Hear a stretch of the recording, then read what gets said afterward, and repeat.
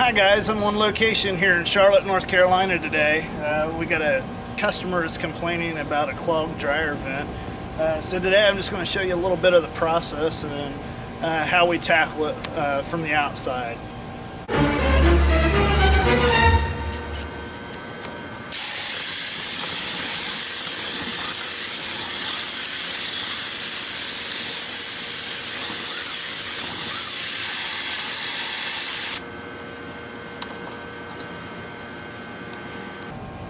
As you can see, we just went about 6 foot in and we've already gotten quite a bit of lint. So this one has definitely been neglected, and the customer's definitely going to see a difference when we get done.